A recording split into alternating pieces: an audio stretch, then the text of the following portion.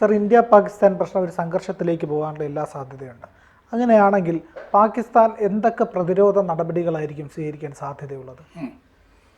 Indian defence research wing പ്രസിദ്ധീകരിച്ചിരിക്കുന്ന ഒരു വിവരം, ലാഹോറിൽ Chinese പീരങ്കികൾ നിരത്തിയിരിക്കുന്നു എന്നാണ്. അപ്പോൾ തിരക്കുള്ള സ്ഥലങ്ങളുണ്ടല്ലോ നഗരത്തിൽ, ആ സ്ഥലങ്ങളിലൊക്കെ ചൈനീസ് പീരങ്കികൾ, ചൈനയിൽ നിന്നാണ് ധാരാളം ആയുധങ്ങൾ പാകിസ്ഥാൻ വാങ്ങിയിരിക്കുന്നത്. പലതും ഉപയോഗശൂന്യമാണെന്ന് കണ്ടെത്തിയിട്ടുണ്ട്. അപ്പോൾ ഇനി കൊടുക്കാനുള്ള ആയുധങ്ങൾ പലതും ഹോൾഡ് ചെയ്തിരിക്കുകയാണ് പാകിസ്ഥാൻ എന്ന റിപ്പോർട്ടുകളുണ്ട്. കാരണം ഗുണമില്ല എന്നുള്ളതുകൊണ്ട്. അപ്പോൾ തിരക്കുള്ള സ്ഥലങ്ങളിലൊക്കെ ഈ ഉപയോഗിക്കാൻ കഴിയുന്ന പീരങ്കികൾ ചൈനയുടെ നിരത്തിയിട്ടുണ്ട്. SH ട്രക്ക് മൗണ്ടഡ് 155 mm 52 പീരങ്കികൾ ആണ്. അതായത് ട്രക്കിൽ മൗണ്ട് ചെയ്തത്,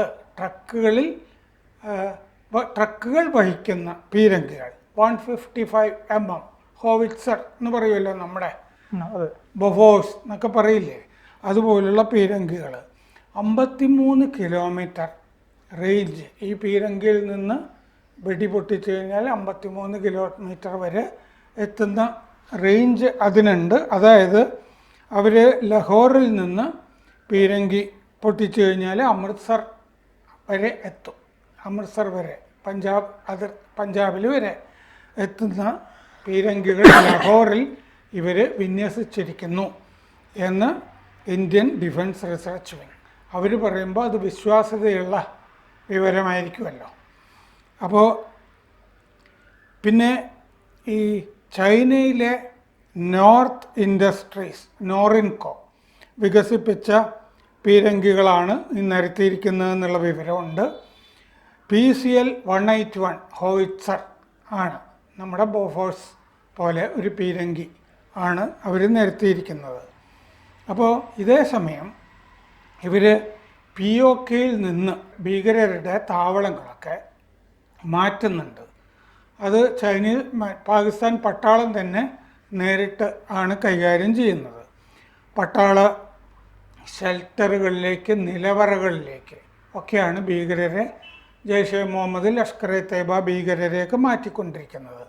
ഖേൽ, സാർദി, ദുദ്നിയാൽ, ആറ്റ്മിൻ ഖാം, ജൂറ, ലിപ്പ, പാച്ചിബൻ, കഹൂട്ട, കുത്ലി, ഗുയിരത്ത് മന്ദർ, നിഖയിൽ, ചമൻ കോട്ട്, ജങ്കോട്ടി തുടങ്ങിയ സ്ഥലങ്ങളിൽ നിന്നൊക്കെ ഇങ്ങനെ ഭീകരരെ മാറ്റിയതായിട്ട് റിപ്പോർട്ടുകളിൽ കാണുന്നുണ്ട്.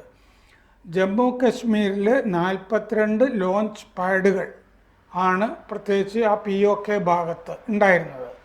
എന്ന് പറഞ്ഞാൽ 42 പരിശീലന ക്യാമ്പുകൾ ഭീകരരുടെ ഉണ്ടായിരുന്നു. 150-200 ഭീകരർ ഈ ക്യാമ്പുകളിലെല്ലാം കൂടി ഉണ്ടായിരുന്നു, 42 ക്യാമ്പുകളിൽ. അതിൽ 60 പേര് ഫോറിൻ ടെററിസ്റ്റ് എന്നാണ് പറഞ്ഞിരുന്നത്. എന്ന് പറഞ്ഞാൽ 60 പേര് പാകിസ്ഥാനിൽ നിന്നുള്ള ഭീകരരാണ്, ബാക്കിയുള്ളവരൊക്കെ നാട്ടുകാരാണ് എന്നുള്ളതാണ്. ബാക്കി 160-150 ആണെങ്കിൽ 90 പേര്.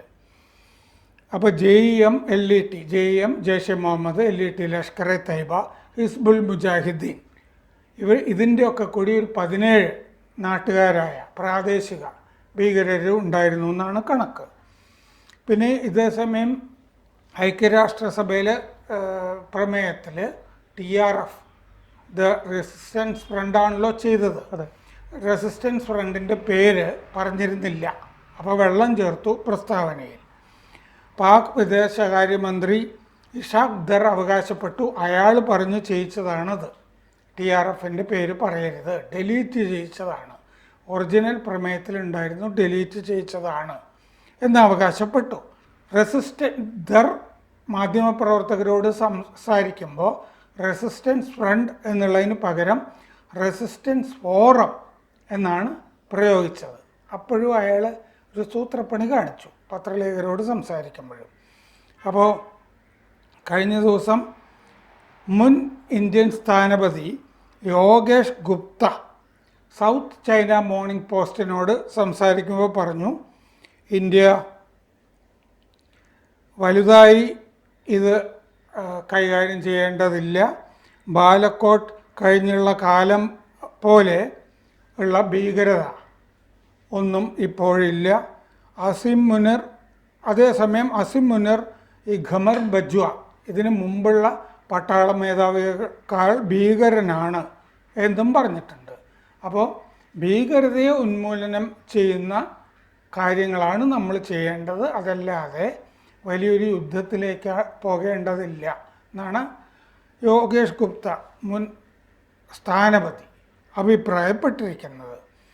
അതുപോലെ ഈ പാകിസ്ഥാനിലെ അമേരിക്ക വിരുദ്ധൻ അസ്ഫന്ദിയാർ മിർ പറഞ്ഞിട്ടുണ്ട് 2019 വലിയ പോരാട്ടമാണ് നടക്കാൻ പോകുന്നത് എന്ന് അയാൾ പറഞ്ഞിട്ടുണ്ട്.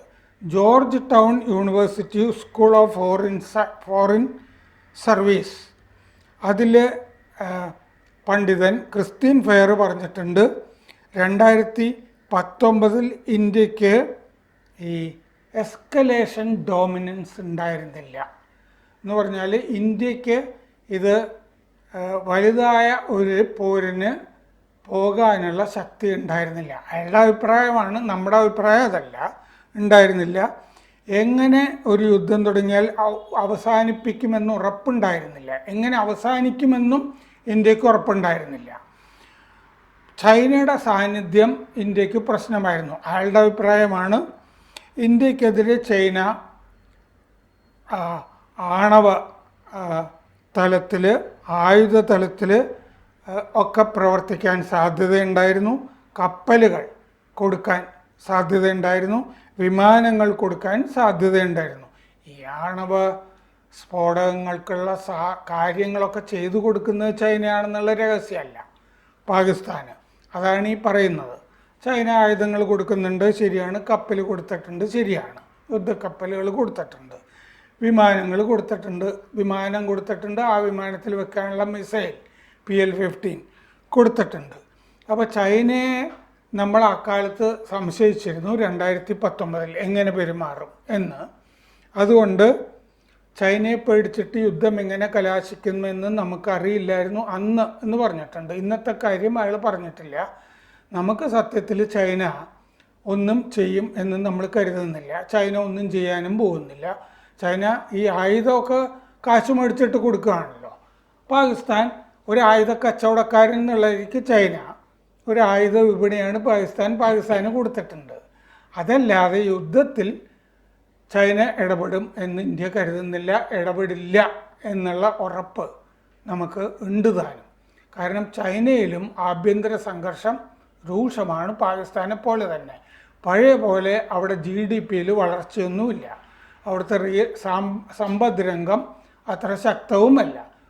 പിന്നെ ഇന്ത്യയെ നല്ല രീതിയിൽ കൈകാര്യം ചെയ്യേണ്ട ആവശ്യം ചൈനയ്ക്ക് ഇപ്പോൾ ഉണ്ട്. കാരണം അമേരിക്കയുടെ ഉപരോധങ്ങളിൽ പെട്ട് വലയുകയാണ് ചൈന. അപ്പോൾ ഇന്ത്യ പസഫിക് മേഖലയിൽ അമേരിക്കയ്ക്ക് ഇന്ത്യയെ ആവശ്യമുണ്ട്.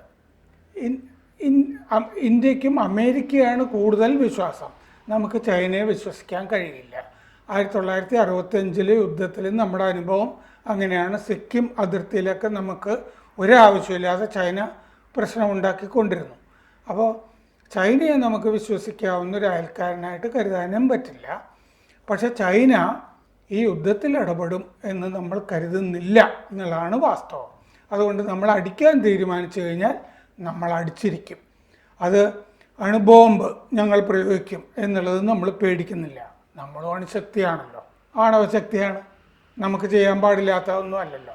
പക്ഷെ കരാറ് കിടക്കുന്നുണ്ട്. കരാറ് നമ്മൾ ലംഘിക്കില്ല.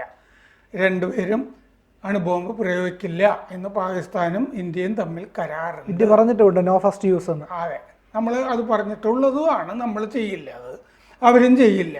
ഇതൊക്കെ വെറുതെ പറച്ചിൽ മാത്രമേ ഉള്ളൂ, പേടിപ്പിക്കാനാണെന്ന് നമുക്കറിയാം. അപ്പോൾ ആ ഉറപ്പുകളൊക്കെ നമുക്ക് ഉള്ളത് കൊണ്ട് നമ്മൾ അടിച്ചിരിക്കും. ലഹോറിലെ പീരങ്കിയൊക്കെ ലഹോറിൽ ഉപയോഗശൂന്യമായി കിടക്കും. ചിലപ്പോൾ ആ പീരങ്കികളും നമ്മൾ തകർക്കും. അതാണ് അവസ്ഥ. കൂടുതൽ വാർത്തകളും വിശേഷങ്ങളും നിങ്ങളിലേക്ക് എത്താൻ ABC മലയാളം സബ്സ്ക്രൈബ് ചെയ്യുക, ബെൽ ബട്ടണും അമർത്തുക.